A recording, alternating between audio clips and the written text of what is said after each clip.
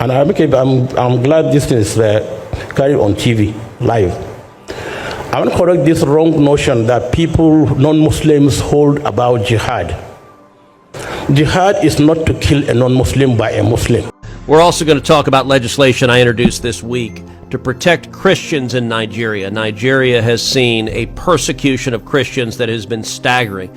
Just this week, over 60 people were murdered by jihadists, by radical. Wonderful followers and subscribers of Holy Ghost, and I hope this video finds you well.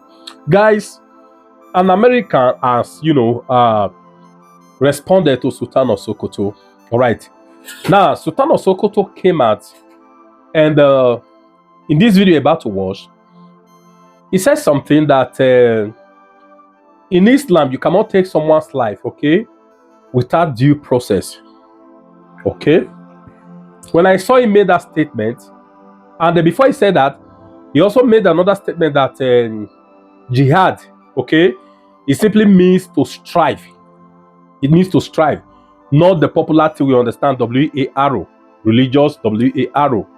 That's what we understand jihad to be. Now, what he's saying, the major fact, the phrase I draw from his statement is you cannot take someone's life without due process.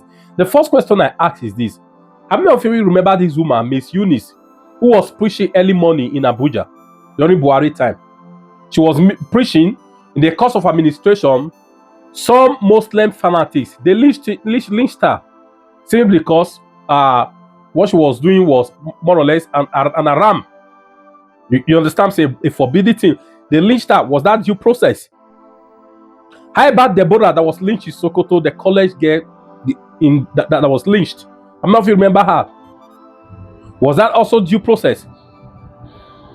Okay, please, before I show you what the Americans said, let's take a listen at what Sultan of Sokoto said. I'll be back, okay? Then I'll show you the video, okay? Thank you. Please, before we watch this video, let me like this video and please share. Thank you. I'm not going to say anything about insecurity or the way to end insecurity or whatever it is. No. I want to adopt all what's been said from the beginning of this program, because these are the ways and means of resolving such issues. But what President Jonathan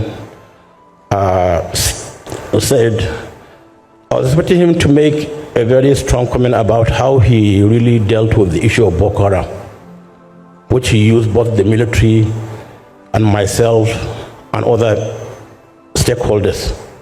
But maybe he decided not to, because a book is coming after that from him on how I dealt with the Boko Haram issue. And let me also correct you, like I am happy to hear that the Boko Haram is not really Boko Haram. That's not their name. I'm glad to hear that from somebody who is not me.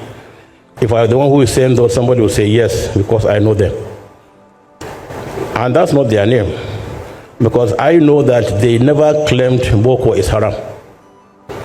If you have listened to some of their audio, which I had privilege of listening to, they said they didn't say Boko is haram, because so many of them have also gone to school. And they said you cannot open somebody's brain and remove the education in his head. So he had already acquired that knowledge, that education. He's an engineer, he's a doctor, he's whatever it is. What they are saying is that those who have gone to school and are educated are leading bad governments. What they are after is the issue of bad governance, because they want to be free, they want to do whatever they feel they should do. And I want to correct, and I'm glad this is carried on TV live. I want to correct this wrong notion that people, non-Muslims, hold about jihad. Jihad is not to kill a non-Muslim by a Muslim. Jihad means to strive. And in whatever you do in life, you strive to be the best you can be. You strive to be a good Muslim. You strive to be a good Christian. You strive to be a good farmer or a good engineer. So jihad is not to kill a non-Muslim. That's a wrong notion people have been airing out for decades. And I wrote a foreword on a book.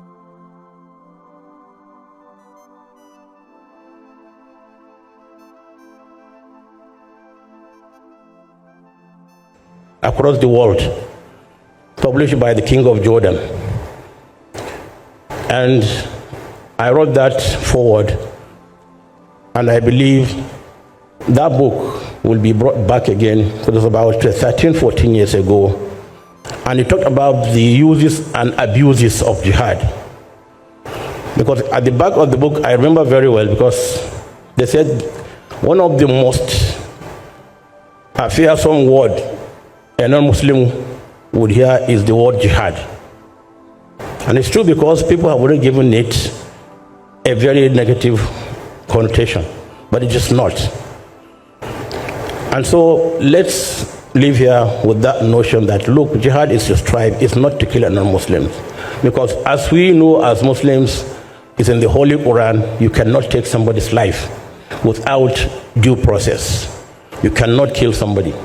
Because they said to kill a life, take a life or kill somebody, it's like taking the whole of humanity. That's without being following due process. But these are things that scholars will talk to you about. So let's live here with this notion that jihad is not to kill, because we are living peacefully with one another. I'm a Muslim and I know I'm a Muslim. If you're a Christian, you know you're a Christian. Then when we understand one another, we are better equipped to deal with one another. Because I know who you are, you know who I am. There's nothing you can do to me. There's something I can do to you. Understanding is the most important thing. We understand one another and live. Firstly, with all due respect to the Sultan of Sokoto, I have reservation regarding his speech. I will say the things he said here, they are not totally true. They are not totally true, because I'm going to use few things to counter. Number one is the issue of the one I've already raised the first time of Miss Eunice in Abuja and Deborah. Was that due process? Number two, I posted a video here last week. It's actually a reel of a certain activist in Kano who raised a question. What question did he raise? Questioning the Sharia law, of buying people and everything. I posted the reel. Please, if you saw that reel, kindly comment it at the comment section. Now, the lawyer, because Sharia law now sentenced this guy to death. Why? Because he questioned the Sharia law that needs money, you buy people. Why they sentence? He said he doesn't have right to question this thing. So they now took it to Supreme Court. Guess what? The prosecutor in Kano, the prosecutor now, the government, what did he say? He said whether court granting for what I said, this guy, they are going to buy him.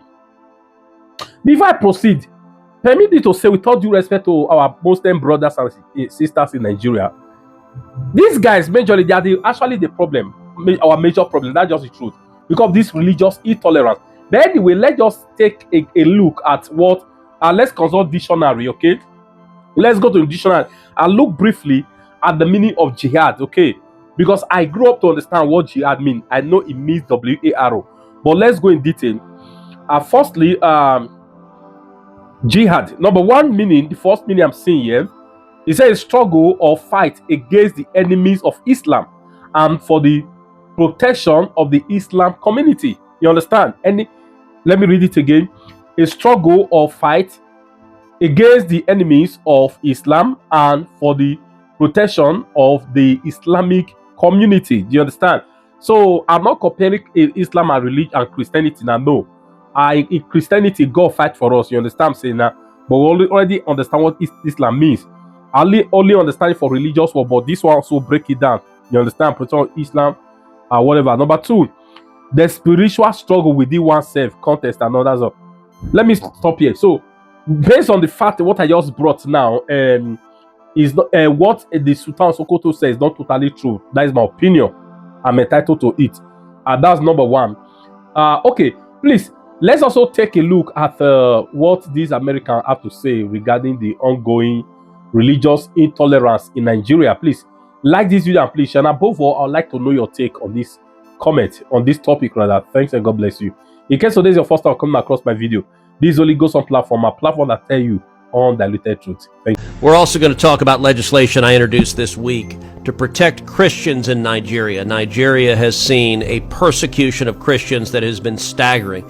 Just this week, over 60 people were murdered by jihadists, by radical Islamists in northeastern Nigeria.